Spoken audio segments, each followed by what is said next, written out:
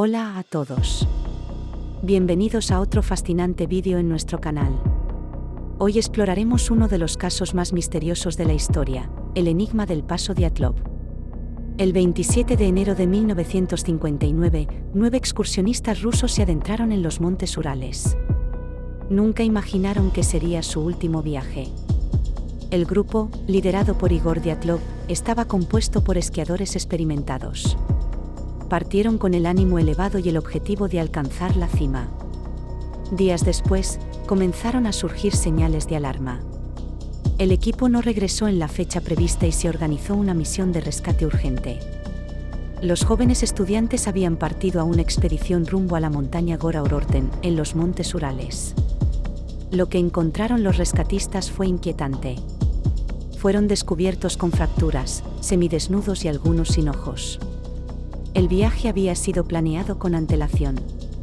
Tenía como meta llegar al pico Otorten, una de las rutas más complejas, incluso para veteranos. Su líder Dyatlov contaba con experiencia para estos recorridos y fue quien documentó todo con su cámara fotográfica. A pesar del gélido clima, el grupo llegó a Vizhai, último pueblo donde descansarían para seguir con su ruta. Pero, por cosas del destino, Yuri Yuden, de 21 años, desertó de continuar debido a un fuerte dolor de espalda. Al llegar el día 12 de la excursión, el equipo debía volver a la base, pero al no recibir señales de vida, los familiares del grupo organizaron una expedición de búsqueda y rescate para dar con los excursionistas, sin imaginar la tragedia que hallarían. El 26 de febrero, la búsqueda daría sus primeros frutos. Los rescatistas encontraron un campamento abandonado en Kolatsiakl, donde hallarían una tienda de campaña, la cual había sido rasgada desde su interior.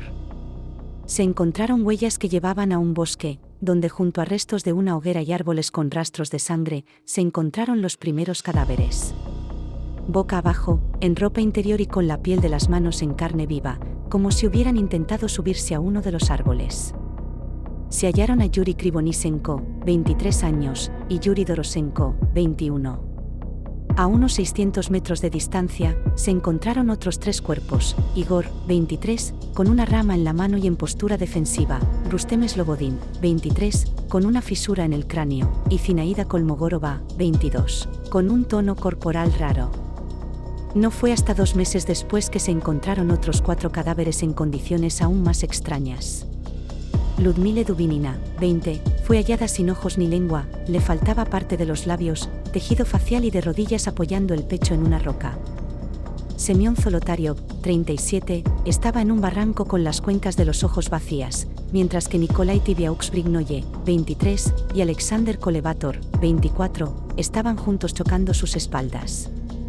A los primeros 5 cuerpos se les encontró que no contaban con lesiones que hubieran podido provocar la muerte de ninguno de ellos. 2 de ellos tenían contusiones que habían sido ocasionados por objetos romos.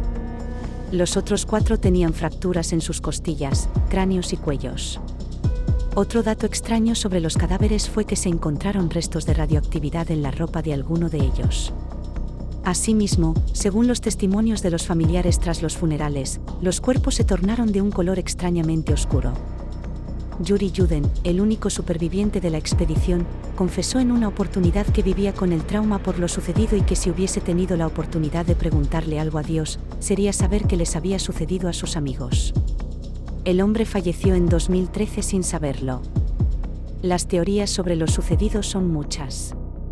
Después de que las autoridades soviéticas archivaran el caso indicando que las muertes se dieron por una poderosa fuerza desconocida, los familiares e investigadores comenzaron a fabricar teorías en torno a lo que había pasado. La primera de esas teorías afirmaba que el pueblo Mansi los habría atacado por invadir su zona. Fue desechada, ya que no se encontraron más huellas que la de los miembros de la expedición. A esto le siguió el supuesto ataque de un yeti o extraterrestres, teorías rápidamente descartadas. Por otro lado, entre las más aceptadas, está la presunta responsabilidad del gobierno de la URSS, que los habría atacado tras ser testigos de pruebas militares con armas secretas, por lo que les habría hecho desaparecer para que no hubiera ningún tipo de filtración a los Estados Unidos en plena Guerra Fría. También surgió la idea de que los jóvenes pertenecían a la KGB y a su vez eran dobles agentes con una misión de llevar muestras radioactivas y fotografías a unos espías de la CIA. Algo salió mal y el resultado fue la muerte de todo el grupo. Esta última teoría se basó en ciertos testimonios de personas que no fueron tomadas en cuenta y afirmaron que se recogieron más de 9 cuerpos. Con la caída de la URSS, los archivos de las investigaciones se hicieron públicas, asombrando a muchos, debido a que se halló que a estas les faltaban páginas.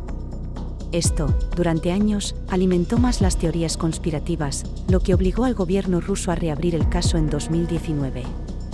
Un año después, en conferencia de prensa, Andrei Kuryakov, subdirector de la Oficina del Fiscal General del Distrito de los Urales, dio a conocer la conclusión a la que llegaron. Una avalancha habría matado a los 9 jóvenes. Cuando notaron la avalancha, el grupo se dirigió a 50 metros de la tienda, hacia la cima de una piedra. La escasa visibilidad les hizo perderse. El extremo frío y la poca ropa con la que contaban es lo que acabó con su vida, señaló. En 2021, una de las revistas científicas más prestigiosas del mundo mostró cómo un fenómeno conocido como avalancha de losa puede explicar algunas de las lesiones presentadas por las víctimas.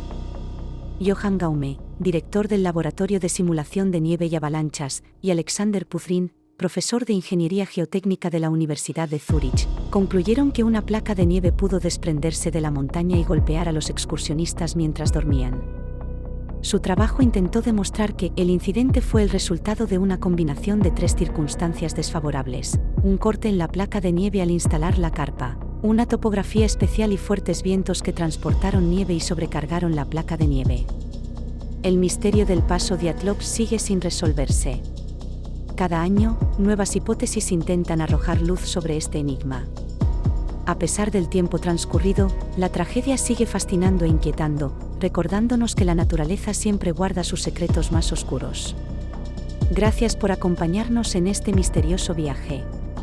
Si te ha gustado este vídeo, asegúrate de darle like, suscribirte a Fascinaciones Globales y activar las notificaciones para más contenido intrigante. Hasta la próxima.